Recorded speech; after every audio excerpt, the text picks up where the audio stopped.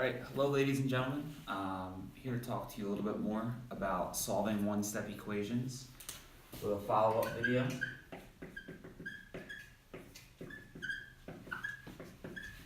So, what we're going to talk about today is understanding how to work with and solve one-step equations that are going to involve subtraction, and then we're going to get into a little bit of multiplication and division as well. So we're going to start with a couple of examples. And our first problem is going to be, we'll go with a minus 5 equals 23. Now I'm sure, just like before, a lot of you might have a really strong idea of how to do this without following our algebraic practices, but we really need to keep those things in mind.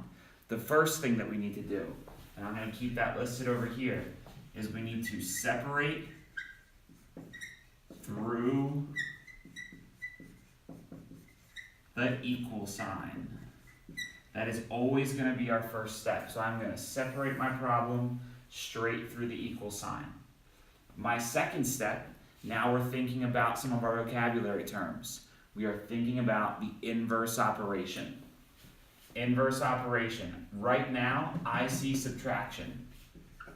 So in your mind, you should be thinking, what's the opposite of subtraction? I know the opposite of subtraction is, take a second to think about it. If you thought about addition, you're correct. So the second thing we're going to do is the inverse operation. That inverse operation is really going to help us. The inverse operation is addition. And I see that I'm working with 5, so that is what I'm going to do. I'm going to add 5 to both sides. Now, it's all about balance. We have our equation. If I look here, I have minus 5 plus 5. That is going to cancel out. And now I have the a by itself. That is our third step, which in algebraic terms is isolate the variable. And we know our variable is our letter A. So now I just have to do the math. 23 plus 5, I'm going to get 28. I now have my answer, but I'm not done. Now I need to check. So I'm going to check my work. I'm going to take a look. I need to substitute. That's going to be step 4. I'm going to get down here to write this. We are going to substitute and check.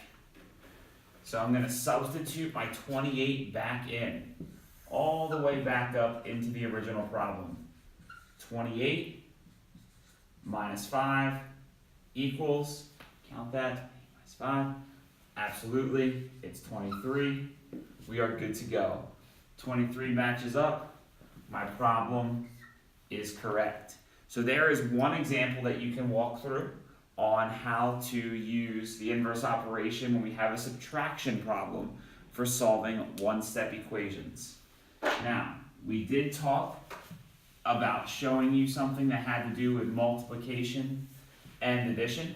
So how about we take a second and we give that a try. So let's think about a multiplication problem, and we'll do this as our second example. So multiplication, 5 times C equals 40. We're going to go through our 4 steps. Separate through the equal sign. Got it. Did step 1. Step 2, inverse operation. I see multiplication. So I'm thinking the opposite of multiplication, you guessed it, it's division. Now, because we're working with algebra, I don't have to write a division sign.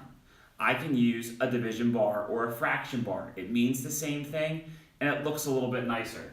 So I'm going to use division on both sides. It kind of looks like I'm underlining, but it is our division sign. And I'm going to do the opposite, and I'm going to work with the number 5. So I'm going to divide by 5 on not just the side 1, but I'm also going to divide by 5 on side 2. If I take 5 and I divide it by 5, it cancels out. Did that. Now I'm isolating the variable. The c is by itself. Now I just have to do my last step, 40 divided by 5.